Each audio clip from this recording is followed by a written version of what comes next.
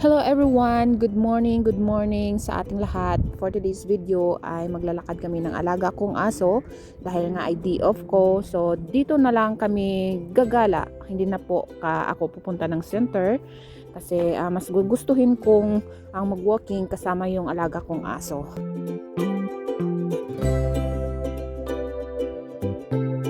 Ang pangalan nga ho pala ng aso namin dito ay si Digby. So mag-isa lang siya sa bahay at nakasunod lagi sa akin. Kung saan naman ako magpunta sa loob ng bahay ay doon din siya. Mas malapit pa siya sa akin kaysa sa kanyang nanay. Dahil ang kanyang nanay ay minsan lang sila magkikita-kita. Malapit na pala ang buwan ng spring season kaya marami tayong makikitang mga bulaklak dito sa tabi ng daan. So ito po yung mga bulaklak dito. Maliit lang sila pero iba't ibang kulay. And then nakakatuwa kasi may mga butterfly na lumilipad sa paligid ng mga bulaklak. Ayan, maliit lang sila pero ang ganda tingnan kasi fresh na fresh pa. Isang buwan na itong namumukadkad ng mga bulaklak pero hindi pa sila nang lalagas. Fresh pa rin sila tingnan.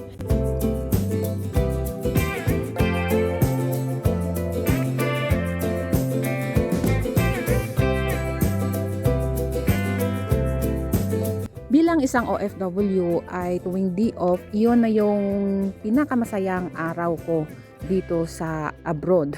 Kahit palakad-lakad lang dito sa bundok ay okay na ako. Minsan naman lumalabas din ako pag may extra money, makalabas ng center doon, mamili, mamasyal.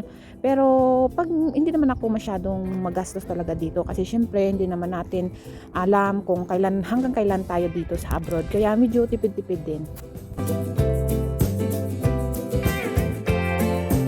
Iyan nga po pala ang City of Athens. So malapit lang talaga dito. Kaya lang andito ako sa medyo bundok. Kaya mag-bus pa ako papunta doon ng city. Anito naman ho yung makikita nating view simula dito. Ayan, makikita natin talaga yung city. So napakalawak po yan. At dyan na area lang po ang natanaw ng camera natin. And then naglalakad kami ni Digby. Paakyat na naman dito sa bundok.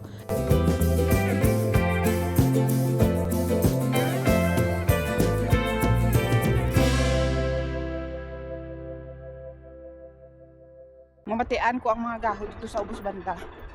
Sari ng mga gahod.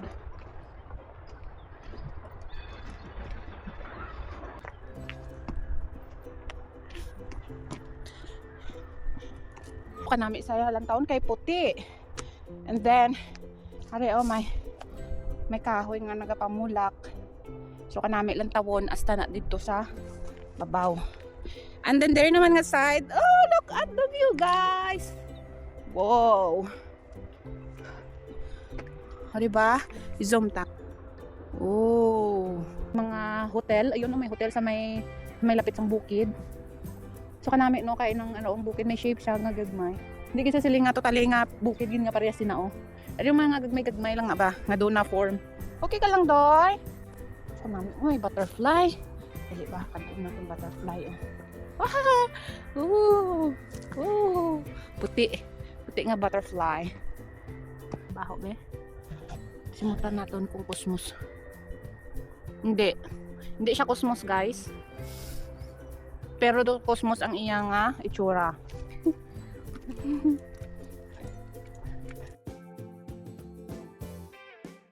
B. Sometimes she barks, but I don't know. Okay. They are friends now. Wow, friend na sila ba? Oh, nice. Hello. She's an old lady. Oh, oh, so cute. He's a big elephant. 5 years old. How? 5 years old. She's well. Wow. Bye. Go. Let's go na. Let's go. Come on. ang mga idoong nasugata namon ka mga friendly sa ila. So ang akon nga ido akon inangkon. Friendly man kaayo. So kanami gali diri guys, Look. Umabot po kami dito sa bundok ni Digby at natuklasan namin dito na may magandang view pala. Kaya na-amaze talaga ako nung dumating kami dito. First time kong makaakyat dito and first time namin na makapunta dito sa area na to. O hindi, may gali ka agwanta mag-hiking. Ihapo naman.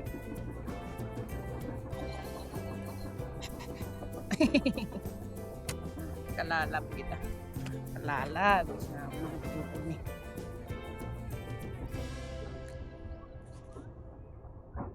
Go! Honest ko na. Go, go, go, go. Go, go, go, go. Come, come. Di. Come here. So, continue. Continue hiking. Wait lang. Saka pa tadi, oh. Ano kaya yung dito? Wait, diskubrihin muna natin.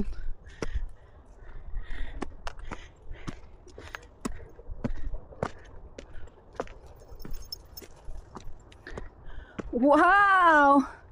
Woo! Thank you, Lord! Wow, kanami isang view. No, no, no, no, no, there. Okay, gusto gid ng mga lantaw. Gusto gid niya malantaw ang view man. Nice. Nice. Nice ang view, guys. Tara, Tigbi. Come, come, come. Naog na kami. Naog na kami. Hali.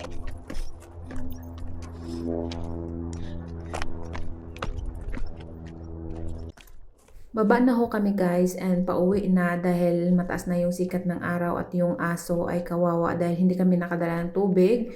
Nauhaw na siya at hiningal na. And then pagdating namin dito sa baba ay may mga aso na naman kaming nasalubong dito. And then binuhat ko yung aso dito dahil iyan yung itim na aso ay gusto siyang puntahan at yun tumatahol-tahol. Kaya natakot ako baka makagat niya yung aso. Hindi pa naman aking aso to. Aso to ng ang bossing ko. Kaya dapat ingatan ko talaga.